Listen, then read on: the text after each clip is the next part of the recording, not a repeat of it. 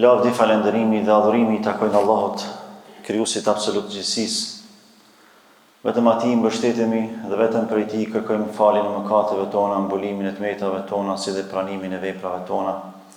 Salavatet, selamet dhe përshëndetjet gjithmonë janë për Muhammed Mustafa alayhi salatu wassalam, familjen e tij, shokët e tij dhe gjithë pasuesit e traditës së tij deri në ditën kur nuk do të ekzistojë më kjo gjësi. Zoti i Madhërisëm në Kur'anin famadh urdhron e thotë: o ju besimtar, tregoni dhe dëshmoni frikë respekt meritor ndaj Zotit tuaj. Dhe mos flisni vetëm se atë e cila është e drejtë, e qelluar dhe e vërtetë, nëse ju e bëni një gjë të tillë, Allahu do përmirësoj juve veprat tuaja, do fal juve mëkatet tuaja. Kush e pason Allahun dhe të dërguarin e tij, do të përfundojë si triumfues madhështor. Besimtar të nderuar, një prej këshillave të arta që Muhamedi sallallahu alaihi wasallam i dha Abdullah ibn Abbasit, nipit të tij, është te këshilla kur i tha: ta'arraf ila Allahi fi ar-raha ya'rifuka fi ash-shidda. Njihe Zotin në kohë të mirë, ai të njeh ty në kohë të vështirë. Kjo do të jetë edhe hutbe e sotit me lejen e Allahut. Kjo fjali realisht përbën mesazh jetik. Na ndriçon rrugën e njohjes së Zotit.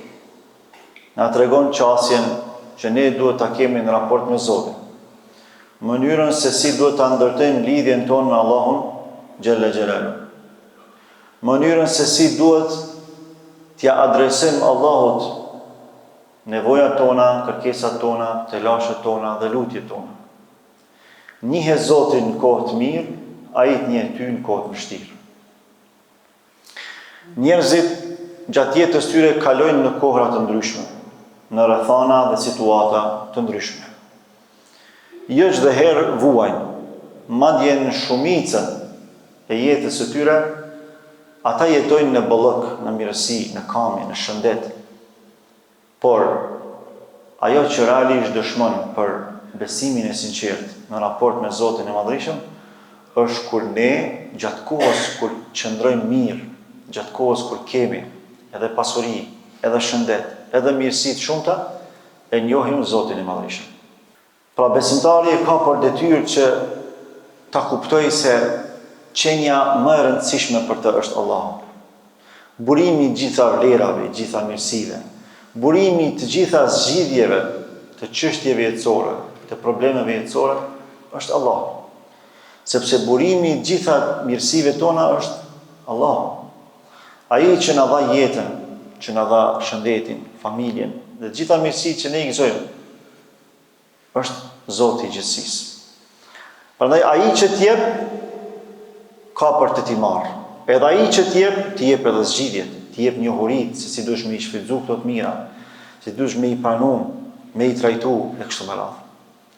Dhe gjatë kohës kur besimtari kalon në për faza të përparimit individual, familjar e shoqëror, në për faza të mirësive të shumta, ka shëndet fuqishëm, ka pasuri të madhe, ka paqe, ka rehati, ka familje, ka mirësi, në qoftë se e njeh Allahun xhella xhelalu, çfarë ndodh? Ndodh ajo që më shumë ti kemi nevojë. Atëherë kur Zoti mund të na marr paqen me vetveten, me familjen apo me shoqërinë, atëherë ku Zoti mund të na sprovojë në shëndet, atëherë ku Zoti mund të na sprovojë në pasuri, me skamje dhe me sprova të shumta, ai na kujton neve. Ai është në ne. Ai na jep zgjidhjet. Ai na jep ngrohtësi në shpirt. Ai na jep mirësi për nga nuk e presim dhe për nga nuk e imagjinojmë. Prandaj Allahu në Kur'an çfarë thotë? Wa man yattaqillaha yaj'al lahu makhraja. Kushdo që e respekton Allahun, ka frikë ndaj Zotit, frikë respekt, e kujton Allahun kur është në mirësi, në begati, yaj'al lahu makhraja, Allahu jep rrugëzgjidhje atë kur i ngushtohet hesapi. Kur e ngulfat problemi, e shkërmoq sprova, e trondit, Allahu nuk e haron, sepse ky se ka harru Allahun kur ka qenë mirësi. E ka kujtu Zotin, e ka falendëru Zotin, i ka thënë Zotit: o Allah, shqyr për ty që ma ke dhënë këtë mirësi, këtë pasuri, këtë familje, këtë bukuri, këtë pasuri. Se ka harru kur? mirësinë e Allahut, edhe Allahu nuk e haron atë në vështirësi, as në sprovë, as në telashe, as në probleme. Wa yarzuqhu min haythu la yahtasib. Edhe e furnizon për nga nuk e pret. Besoj që secili prej nesh ka kaluar përmes ndonjë sprove të caktuar që i është ngushtuar hesapi. I është zgjeruar problemi, sa që ka menduar që s'ka zgjidhje për këtë problem. Por Allahu ja ka sjell zgjidhjen, për nga nuk e ka prit. Nëse ka qenë problem i skamjes, ja ka sjell riskun, i ka sjell furnizim. Nëse ka qenë problem shëndetësor, ja ka sjell ilaçin, ose ja ka qenë një këshillues të mirë, një mjek të mirë. Nëse ka qenë problem shpirtëror, ja ka qenë një këshillues besnik, një hoç apo një besimtar thjesht, por që ka përgatitje të mjaftueshme, mbi të gjitha ka qenë i sinqert në këshillën e tij. Edhe është rahatu, është qetësu shpirti. Të gjitha këto janë përkujtimi i Allahut ndaj nesh si rezultat i përkujtimit ton ndaj Allahut. Pra atëherë kur ne e përkujtojmë Allahun në mirësi, Allahu na përkujton neve në vështirësi, në fatkeqësi. Prandaj Allahu kur e përshkruan gjendjen e atyre që e harrojnë Allahun, sidomos kur janë mirësi, Allahu i harron ata. Madje bën që ata të harrojnë vetveten e tyre. Wala takunu kalladhina nasu Allah fa ansahum anfusahum. Allahu thot, mos u bëni sikurse ata që e harruan Allahun, fa ansahum anfusahum. Allahu bëri që ata të harrojnë veten tyre. Si e harrojnë veten e tyre? Fillojnë edhe i harrojnë përgjegjësitë që i kanë në raport me vetveten, në raport me Zotin, dhe në raport me njerëzit. Fillojnë edhe gjërat e liga u bën të mira. Fillojnë edhe arsyetojnë vetveten mëkate, e madje kalojnë në nivel krejtësisht tjetër. Fillojnë edhe arsyetojnë veten mëkate dhe ndihen krenar për mëkatet që i bëjnë. Përpos kësaj, kalojnë në nivelin më kulmor të shturjes dhe të degenerimit. Fillojnë edhe i shajnë ata që janë besimtarë. I njollosin, i etiketojnë ata që e ruajnë nderin e tyre. Në pamundësi për ta ruajtur nderin e vet, e cenojnë dhe e shajnë nderin e tjerëve. Ashtu siç kanë vepruar me Lutin alayhis salam. Allahu thot në Kur'an, kur Luti alayhis salam i ka këshilluar burrat e shoqënisë vet që kanë pas prirje edhe e kanë çrregulluar natyrshmërinë e tyre, kanë vrapuar pas burrave. Ju ka thënë, ja ku i keni vajzat e mia, unë për jam martoj vajzat e mia, vetëm mos e bëni atë punë të keqe. Ju ka thonë, kjo është haram i madh, është punë e ligë, është vesi keq. Që kanë thonë ata? Akhriju ala Lutin min qaryatikum innahum unasun yatatahharun. Nxirr me Lutin për këtij vendi. Ai si përket këtij vendi sepse ai është i pastër. Se s'kan pas me çka me akuzu. Ka thonë, ky është i pastër, ky e tepron në paqllëk. Ky s'lejon kur gjë që me ndot pastërtinë, edhe të shpirtit, edhe të trupit, edhe të mendjes njeriu. E ka thonë, nxirr me se ky s'është për këtë shoqëni. Pra mendoni ku arrin niveli i degenerimit të njeriu. Pra fillon edhe vlerën e shesë antiverë, madje e lufton atë. E Allahu po thotë, mos u bëni sikur sa ata që e harrojnë Allahun e pastaj Allahu i harron ata dhe bën që ata të harrojnë vetveten e tyre. Po ulaike humul fasiqun, e të këtillët janë të prishurit, të devijuarit dhe të shkatruarit njëkohësisht. Ose kur Allahu i përshkruan mushrikët e Mekës, idhujtarët përgjithësi, ata kur ishin në bollëk, kur ishin në mirësi, në paqe, i luteshin idhujve. I luteshin zotrave të rajshëm, që i kanë kriju me durët e tyre. Por kur u vinte vështirësia, kur u vinte lakin fyt, e kujtonin Allahun. Fa idha rakibu fil fulki da'u Allah mukhlisin lahu ad-din. Kur hipnin në anije, edhe gjatë udhëtimit në anije, vështirësoi situatën, ndryshoi klima, fillonin treshurat e shumta, turbulenca, batica, zbatica, friksoheshin për jetën e tyre, i ktheheshin Allahut. Mukhlisina lahu ad-din, me sinqeritetin maksimal. O Zot na pështo, nuk i thonin Latit, Ozas, Menatit, Hubelit, idhujve që i kanë krijuar, që i kanë marrë për zotra, pa janë kthyer në origjinën e pastërtisë të besimit që Zoti i ka krijuar me të, sikurse disa ateista, e keni pa, ateisti kur i dridhet aeroplani, e harron veten që është ateist, do të thotë Zot më pështo. Natyrshmëria e njeriu është kjo, njeriu lind me besim. Kështu veprojnë edhe ata. Por thot Allahu, falamma najjahum ila al-barri fa idha hum yushrikun.